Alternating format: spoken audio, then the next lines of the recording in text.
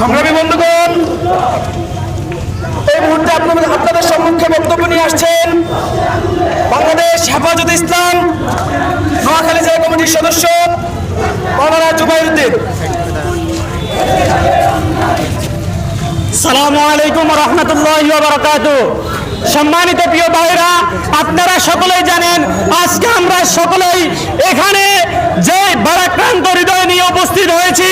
গতকালকে বিসি নুরুল হক নূর ভাই এবং তার দলীয় যে সমস্ত নেতাকর্মী রয়েছে তাদের উপরে যৌথ বাহিনীর আক্রমণ এবং জাতীয় পার্টি যারা বিগত সময় ধরে ফ্যাসিবাদী শাসনামলের বাংলাদেশ আওয়ামী লীগ যেটি বর্তমানে নিষিদ্ধ সংগঠন, এই নিষিদ্ধ সংগঠনের রেসপন্সারি করেছিল সেই জাতীয় পার্টি সহ আজকে গতকাল রাতে আমাদের বিপি নুরুল হক নূর ভাই এবং নুরুল হক নূর ভাইয়ের যেই নেতাকর্মীরা রয়েছেন তাদের উপরে তারা স্টিম রোলার চালিয়েছেন এবং তার সাথে একই সঙ্গে তাদের উপর ধূমপাকড় চালিয়েছে বাংলাদেশের পুলিশ বাহিনী এবং সেনাবাহিনী যৌথ বাহিনী মিলে।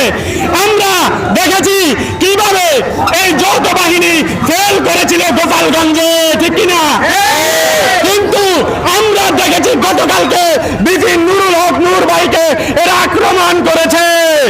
এরা তখন যখন বাংলাদেশের বিভিন্ন জায়গায় জায়গায় ছাত্রলীগ, এই নিষিদ্ধ ছাত্রলীগ যখন উগ্রবাদিতা চালায় তখন এই যৌথ বাহিনীর কোনো আমরা অ্যাকশন দেখতে পাই না। আমরা দেখতে পাই যখন বিপ্লবীরা বুয়েটে আন্দোলন করে তখন সেই বুয়েট শিক্ষার্থীদেরকে আক্রমণ। দেখতে পাই যখন আমাদের বিপ্লবীরা রাজপথে ফ্যাসিস্ট খুনিদের বিচারের দাবিতে আন্দোলনে নামে তখন এই যৌথ বাহিনীর ধূমপাকড়।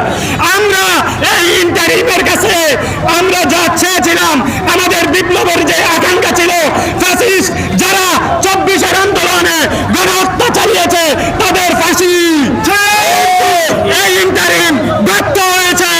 সেই ফ্যাসিস্ট খুনিদেরকে এরা শাস্তি দিতে পারে নাই। আমাদের আকাঙ্ক্ষা ছিল শাপলার গণহত্যার বিচার, সেই গণহত্যার বিচার ইন্টারিম করতে পারে নাই।